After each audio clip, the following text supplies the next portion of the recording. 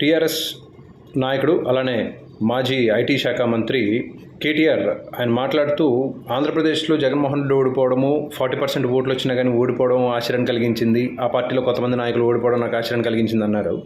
అయితే కేటీఆర్ గారు నాకు మీరంటే చాలా రెస్పెక్ట్ ఉంది. ఎందుకు అంటే మీకు 2 సార్లు పదవి వచ్చింది, ఆ 2 సార్లు కూడాను తెలంగాణలో ఐటీ డెవలప్మెంట్కి, ఇండస్ట్రియల్ డెవలప్మెంట్కి ఎన్నో రిఫర్మేషన్స్ తీసుకొచ్చి టైర్ 2, టైర్ 3 సిటీస్లో కూడాను ఇండస్ట్రియల్ డెవలప్మెంట్ జరిగేలాగా మీరు, మీ టీము, మీ గవర్నమెంట్ చాలా కృషి చేసింది. అలానే మీ నాన్నగారు కూడా అనేక రకాల సందర్భాల్లో చెప్పారు, మేము ప్రతి ఇంటికి కుళాయిలు ఇచ్చాము, ప్రతి ఇంటికి వాటర్ ఇచ్చాము, ప్రతి చోట డెవలప్మెంట్ చేశాము, తెలంగాణలో ప్రతి ఏరియాని డెవలప్మెంట్ చేశాము, మేము 24 గంటల కరెంట్ ఇచ్చాము అని చెప్పేసి ఇవన్నీ చెప్పుకున్నారు. అన్నిట్లోనూ మేము చాలా బాగా చేశాము, అందరికీ ఫ్రీ బీజ్ ఇచ్చాము అని చెప్పేసి, స్కీమ్స్ ఇచ్చామని చెప్పేసి చెప్పుకుంటున్నారు. సో ఫర్ ఎగ్జాంపుల్ ఐటీకి సంబంధించి ఇంత డెవలప్మెంట్ చేసినటువంటి మిమ్మల్నే ఓడించారు. అట్లాంటిది ఐటీకి ఫుల్ ఫామ్ తెలియనటువంటి గుడివాడ అమర్నాథ్ లాంటి బఫూన్ గాలని, లేకపోతే అసలు పరిపాలన అంటే ఏంటో మీనింగ్ కూడా తెలియకుండా కేవలం బూతులు తిడితే సరిపోద్ది ప్రెస్ మీట్ ముందుకు వచ్చి అనుకుని ఆ భావదారిద్ర్యంలో బ్రతికేటువంటి వైసీపీని ఓడించడంలో మాకేం పెద్ద ఆశ్చర్యం అనిపించలేదు. అండ్ మీకు ఆశ్చర్యంగా అనిపించిందేమో వైసీపీ ఓడిపోవడం అనేది, కానీ మాకు చాలా ఉత్సాహాన్ని ఇచ్చింది.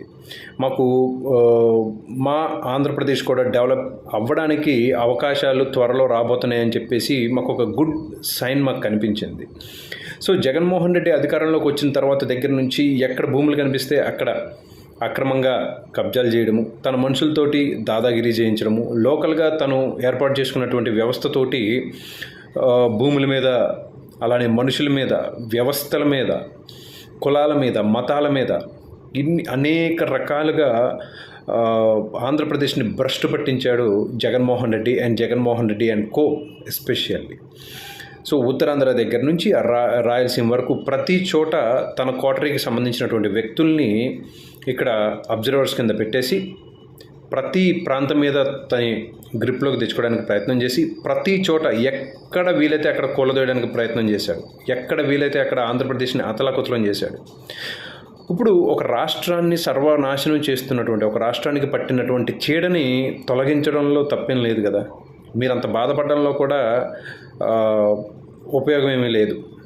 సో మీ మీద ఉన్నటువంటి రెస్పెక్ట్ని మీరు అలాగే సస్టైన్ చేసుకుంటారని చెప్పి భావిస్తూ ఒక ఆంధ్రప్రదేశ్ పౌరుడు.